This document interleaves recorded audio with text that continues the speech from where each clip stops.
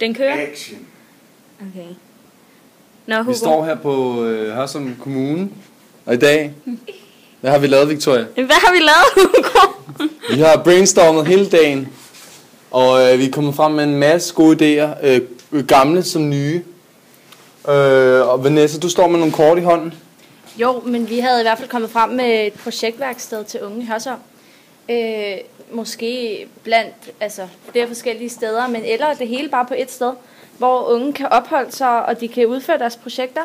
De kunne måske også lave lektier, hvis der var ansat nogle voksne, som kunne hjælpe dem med det. Så har vi tænkt lidt på et musikhus, hvor der kunne blive afholdt koncerter, og der kunne være øvelokaler til musikerne i Hørsholm. Og et af de elementer, som vi har lagt meget vægt på i forhold til at lave noget som helst sted for aktiviteter, det er, at det er vigtigt med den her spontanitet og handlekraft. Altså, at der er nogle steder, som er forhåndsgodkendte til at lave aktiviteter. Og for at det ligesom kan lade sig gøre, og vi kan finde ud af at lave alle de her projekter, og finde ud af, hvordan vi skaffer penge, og hvem vi skal snakke med, og alle de her ting, som vi jo ikke ved noget som helst om, fordi vi er nogle dumme unge mennesker, så har vi brug for et projektværksted. Hvor er kortet? Ja. Den er her. Yes. Et projektværksted. Hvis der nu var et projektværksted oppe på biblioteket, hvor der sad en kommunal medarbejder, der kunne hjælpe os med alt det, vi havde brug for der, og vi kunne komme i et tidsrum og arbejde på projekter, så kunne mange af alle de her projekter lade sig gøre. Hvad har vi ellers af projekter?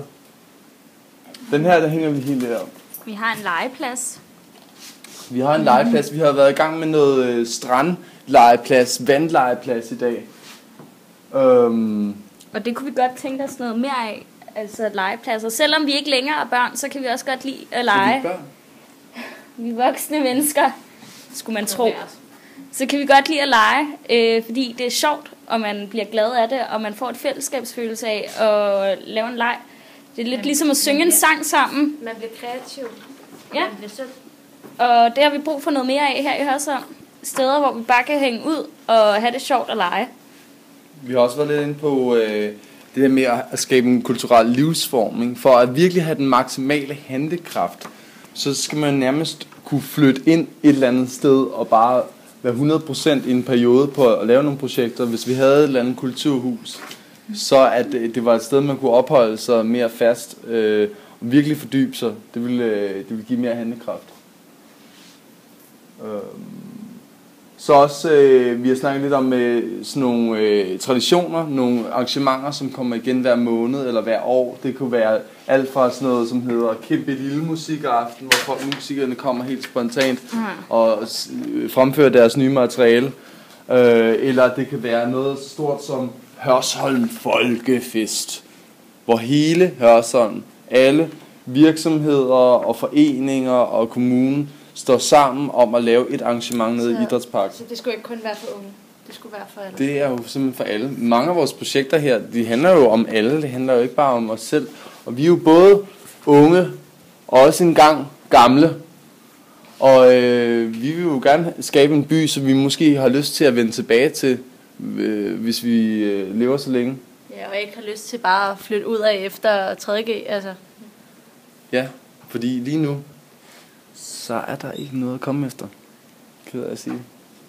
Lav en folkefest. Og en skatteø. Og et hus til at opholde sig i. Og Kæmpe Lille Musikaften. Og det vigtigste for, at alt det her kan lade sig gøre. Hvad er det vigtigste for, at alt det her kan lade sig gøre? Det er, at I kommunikere. At I tør og tage nogle chancer med nogle af de her projekter. Og stole på det unge.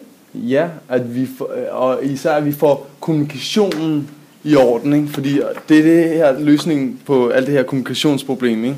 Det er, at der er en fysisk ramme for at møde hinanden, hvor både kommunale medarbejdere, unge mennesker og politikere kan møde hinanden. Det er essentielt. Det er også ved at være der. Er vi ved at være der? Haha! Hej politikere. Hej.